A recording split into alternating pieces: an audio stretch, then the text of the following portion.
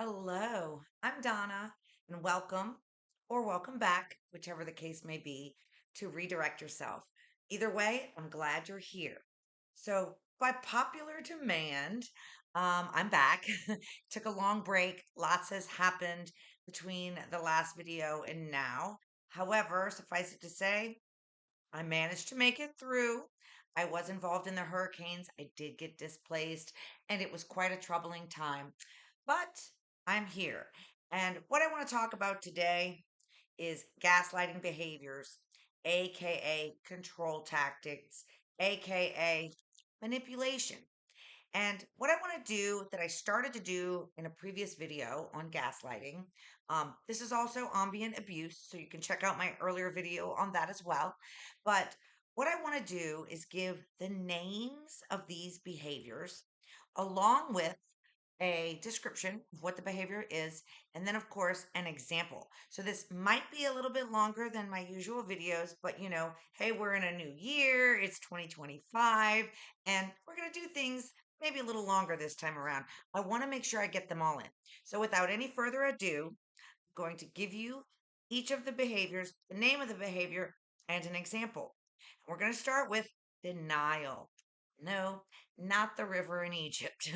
We're talking about when someone denies the existence of an event or an occurrence, even when they are presented with evidence that would seem to suggest that it's true.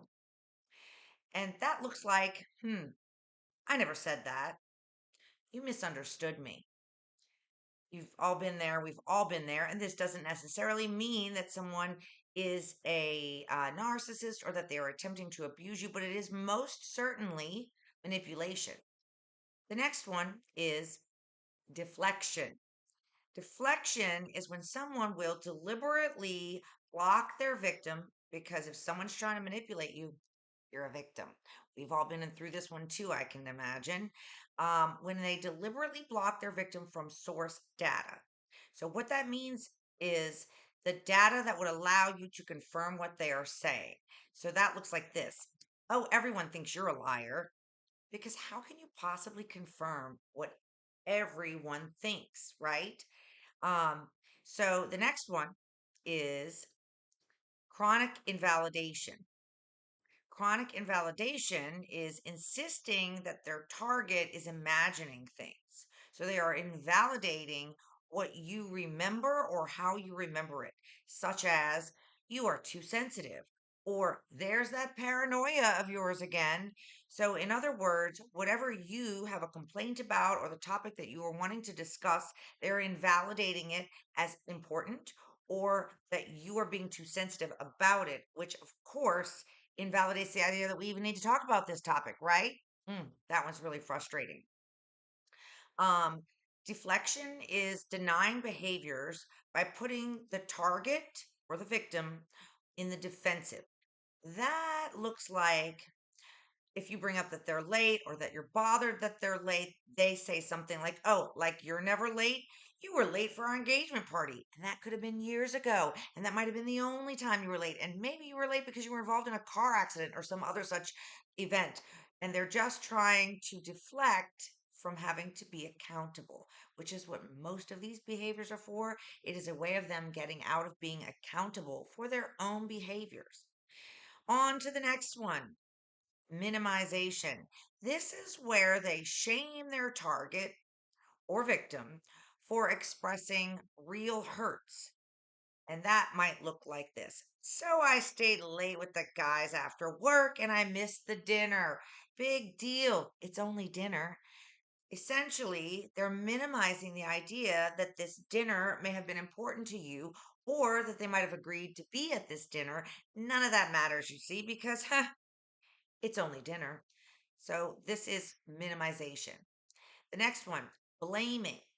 This is when they insist that other people are the source of their poor choices. So that looks like usually that person, by the way, is going to be the victim or you, although it could be a third party. In this case, that might look like if you didn't nag me so much, I wouldn't need to get drunk every night after you bring up the problem that you're experiencing with them becoming drunk every night. That one's called blaming. And the next one is called depreciation.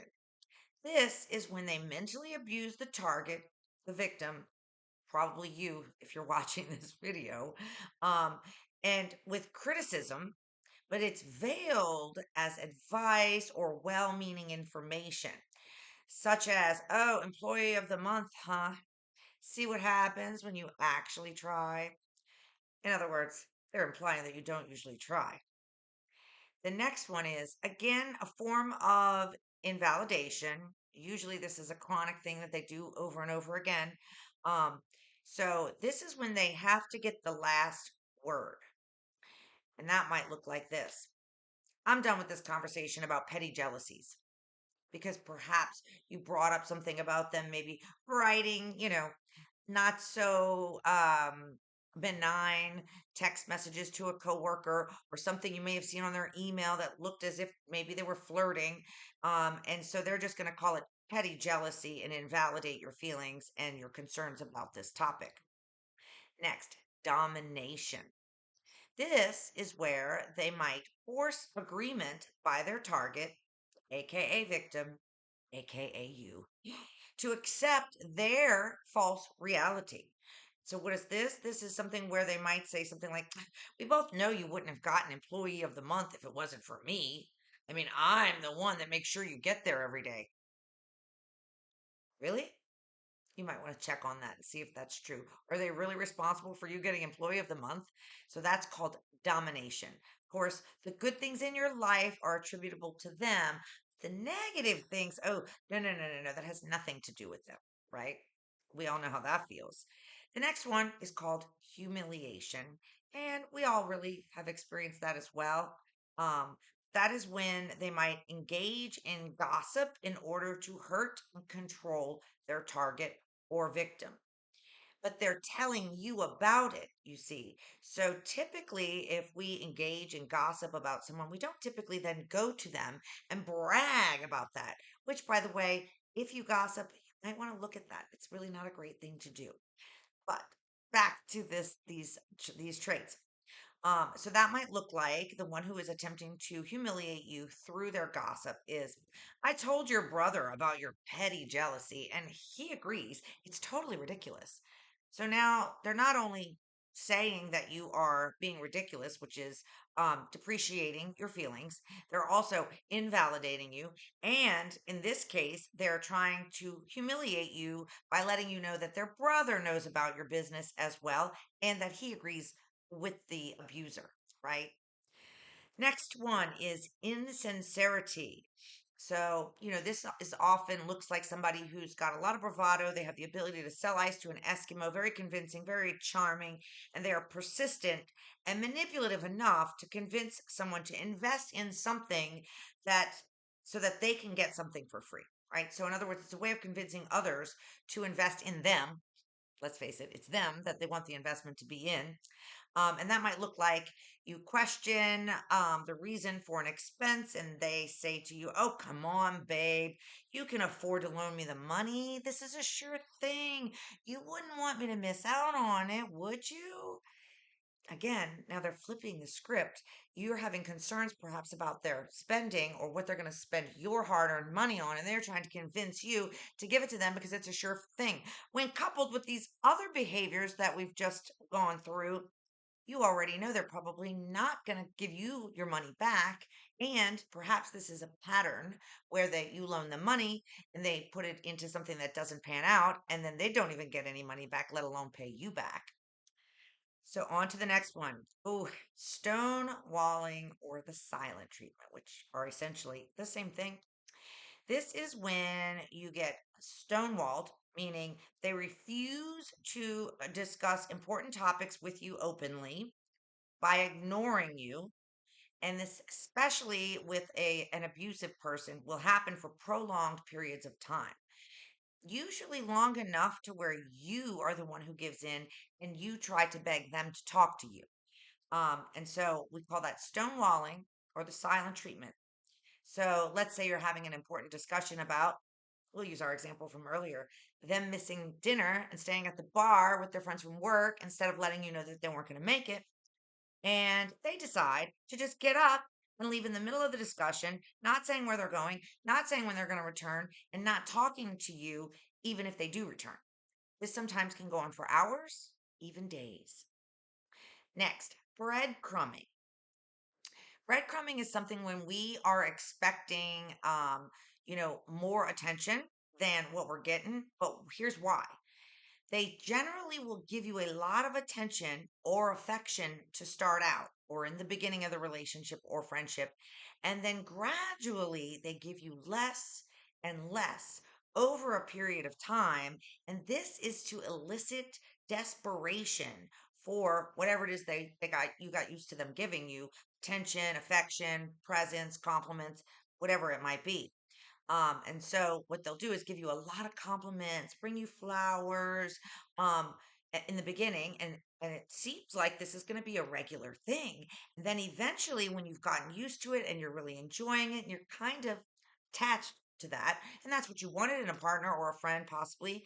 Then what happens is they reduce the compliments to a point where they're almost never, and there's a glaringly obvious absence of the formerly given freely compliments and or gifts and or attention.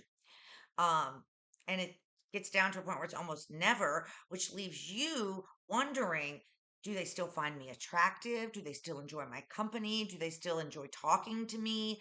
um or if you had done, said, or are being something that they don't like, and that leaves you feeling like you're desperate to get it back, as opposed to looking at their behavior as to why did it change. Someone who likes to give compliments, likes to give gifts, enjoys spending quality time with somebody doesn't just stop doing that naturally. And it's probably not because of you. Next one is called future faking. So, future faking is when the abuser will talk to their target or victim, you, right, about future events and plans that they know that you want and that they know that you would love to have or do, right? But they don't ever really take action on these future plans or events. Or they say that they're going to do something for you in the future that they're asking you to do for them right now. We've heard that, most of us have heard that from some at some point or another, where the person says, really, you won't do that for me? I would do it for you. Well, how do we know that? I mean, unless they have done similar things for us in the past, in which case we might be saying yes. Um, then that's a future fake. And this might look like, one day, babe, I'm going to take you out to the best restaurant in town, because they know that you enjoy fine dining. And perhaps that's occurring as you are at a restaurant that you're going to be picking up the tab for. So they want you to believe that you can expect them to be investing in that in the future. That's called future faking. And a couple more. We're almost done. We're at 13 minutes. I'll try to keep it short as I can, right? The next one is using the problem as the answer to the problem. It's called circular reasoning. And that looks like something like, I can't help pay the bills when I'm out of work and my back has been killing me. You pay the bills because you have the money. Really? So if you had said, hey, when are you going to be able to contribute to the bills? Hey, I really need some money for the light bill, the rent, whatever, fill in the blank, right? And this is their reason why you need to pay the bills, because you have the money, or because you've been paying the bills, because they don't have a job. That is circular reasoning. And then the last one, and we are all familiar with this, which is passive aggression, but also could be called guilt tripping. And FYI, you can watch my videos on communication, because passive aggressive is not a style of communication. It's what happens when someone is communicating passively and then eventually gets fed up. So this might look like huffing and puffing and banging things around after saying they're fine, nothing's wrong. They want you to beg or plead for them to open up, talk about something, or they want you to make a different decision than the one that you have already decided on. So that might look like you have a headache and you ask them if we can leave this party early because you don't feel well, and they agree. to leave the party with you. And then in the car on the ride home, they huff, they puff, they're banging things around, but they're saying, no, no, it's fine that we left early. It's fine that they don't mind. Meanwhile, they're clearly upset. So that's passive aggressive or guilt tripping. They want you to feel guilty for asking them to leave the party early because you did not feel well.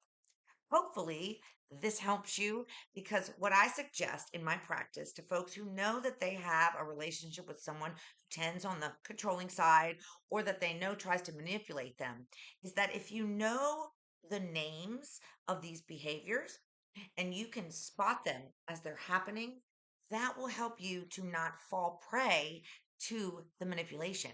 It'll help you stand your ground, keep your boundaries nice and strong, and avoid falling into the trap. We're at 16 minutes, so I'm not going to keep you here anymore, but feel free to go back and look at my other videos on gaslighting, as well as I have one on ambient abuse. That one is a real eye opener. I hope that you will like the video, subscribe, and I'll see you again. I plan to be here a little more often now. And thank you for coming. I hope the video helps.